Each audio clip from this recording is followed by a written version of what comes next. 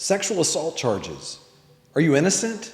You've done nothing wrong. What can you do about it?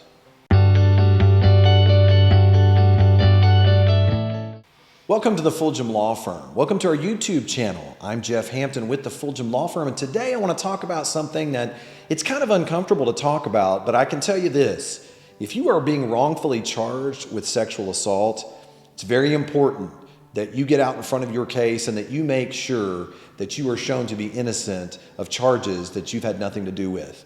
And by the way, I want to encourage you, if you wait around to the end of this video, we're going to share with you a free ebook, What to Do If You Have Been Charged with a Crime in Texas. Okay, so getting arrested and charged with sexual assault is a horrible thing to face, considering the far-reaching implications of being convicted. I mean, think about it. There's freedom that's at stake, the reputation is at stake, the relationships that you have with your family and friends, and how people can begin to look at you differently and not really be sure whether or not you've done anything wrong. You see, there's instances where obviously, sometimes it's obvious that someone has committed the crime of sexual assault. But then there's these other instances where there's no rape kit, there's no proof that anything actually happened. It's someone's word against another person's word. And particularly in the situation of a dating relationship or some type of relationship where it's between a woman and a man, where it's pretty clear that there had been previous sexual activity between the couple, and now all of a sudden this activity is being characterized as non-consensual.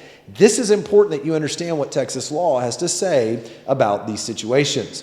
Now, the first one I want to do is break down one of the more recent developments under Texas law, and this falls under kind of the sexual assault umbrella under Texas law, and that is the crime of indecent assault.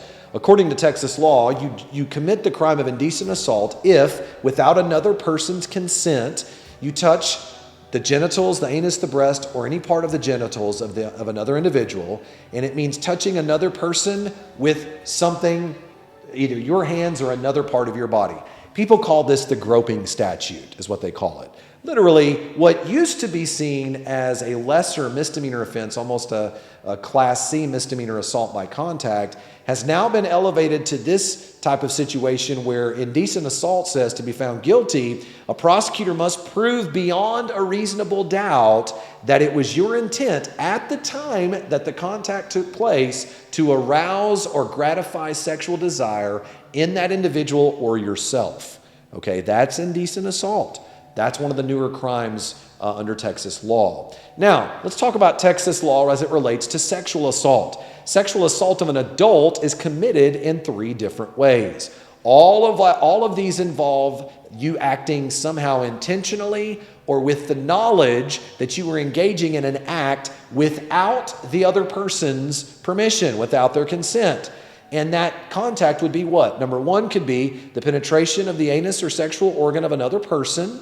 Number 2, the penetration of the mouth of another person by a sexual organ. Number 3, causing the sexual organ of another person to penetrate you or another person's mouth, anus, or sexual organ. And here's the thing, it can be committed in multiple ways. And I know this is uncomfortable to talk about, but the law requires this to be proven in a courtroom beyond a reasonable doubt. They must show that you did this intentionally. Now, I'm not going to get into sexual assault of a child. That is a separate video because there you're talking about a child sex crime. But it is important to understand, what does it mean to engage in sexual assault without consent? What does without consent mean? Okay? According to Texas law, here are a few examples. Number 1, causing someone to participate or submit by using coercion, physical force, or violence, or by threatening to use force or violence on them or someone else. There you're manipulating someone. You're coercing them into doing something they would not ordinarily do. The next example is it is essentially having sexual contact without their consent by having the other person not consenting and that they know that they are physically unable to resist or are unconscious. This happens a lot when someone's had too much to drink. And the person who had too much to drink tries to claim, I don't remember anything, and I don't think I gave them consent. That's a little iffy because consent is also determined by objectively, did the person being accused, did they believe that they had consent? And that's an element that arises in that example. You know that their other person, here's another example, what if the other person is known to be mentally incapacitated to the point in which they do not resist or cannot grasp what is going on? That is an example of not having consent. Also, the next example is the other person does not give you consent and you know that they are unaware of the sexual assault, or you intentionally drug or impair another person without their knowledge, affecting their ability to control themselves. That's the example of someone using a date rape drug. If a drug is used in order to impair someone else and that leads to a sexual assault, that's an example of not having consent. What if you are a public servant who then coerces another person to participate or submit? Or a healthcare service provider, physician, physical therapist, or a nurse or mental health service provider who causes another person, which might be a current or former patient, to participate or submit by exploiting their emotional dependence upon you. Also, priests, ministers, clergy members who cause the other person to participate or submit by exploiting their emotional dependence on them as the advisor. Or if you're an employee or of a facility where the other person resides and that leads to sexual activity, or you are a healthcare services worker who uses human reproductive material from the donor without that person's express consent for the use of that donor material. Now listen, I know those are kind of some extreme examples, but when you start looking at what it means to not have consent, it's important to know specifically what Texas law says, okay? Now, what about the crime of aggravated sexual assault? There are certain instances when sexual assault can be considered aggravated. Here are some examples. Someone causes serious bodily injury or tries to cause the person's death. Number 2, causing the other person to fear that they or someone else will become a victim of trafficking, serious bodily injury, or death. Number 3, the use or exhibiting of a deadly weapon during the sexual assault. Number 4, using or having others join in to commit the act. Number 5, drugging someone or otherwise impairing their ability to resist. And then finally, the other person is a child who is under 14 years of age or an elderly or disabled person. That can make it an aggravated sexual assault. Now let's talk about a few defenses. First of all, when you start looking at possible defenses for sexual assault, understand that the prosecutor must show that you knowingly or intentionally committed the offense. This has to be something that you had specific intent to commit. You could have done something inappropriate, maybe even something aggressive, maybe something where that at the time you believed that the other person was providing consent. That does not automatically make it indecent assault, sexual assault, or aggravated sexual assault, okay? The prosecutor might not have any direct or any indirect evidence that goes towards your knowledge or intent. If there is a legitimate question as to your knowledge or your intent, then your criminal defense attorney needs to make sure and use that in your defense to try to help exonerate you. Okay? Now, even if you commit an act which might be deemed sexual assault, you could also mount a defense to the prosecution in the following situations. Perhaps you are the spouse. You and the alleged victim are a spouse. You are no more than 3 years older than the person, than the alleged child, and at the time of the offense, you are not required to register as a sex offender or anything like that. Now, that's an example of what we call the Romeo and Juliet law. So if you have an 18-year-old and a 16-year-old, right?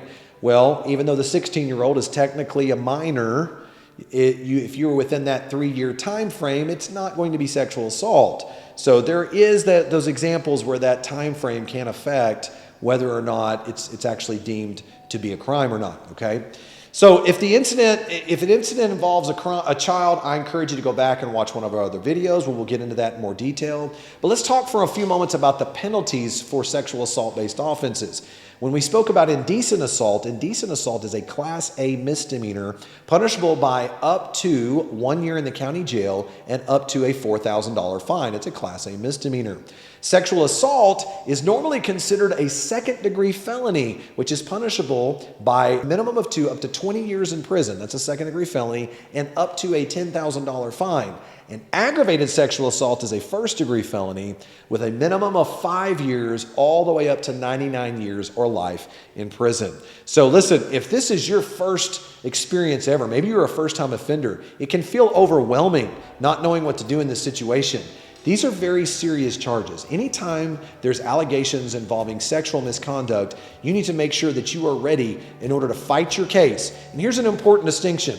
Every felony case in Texas must be presented to a grand jury for indictment.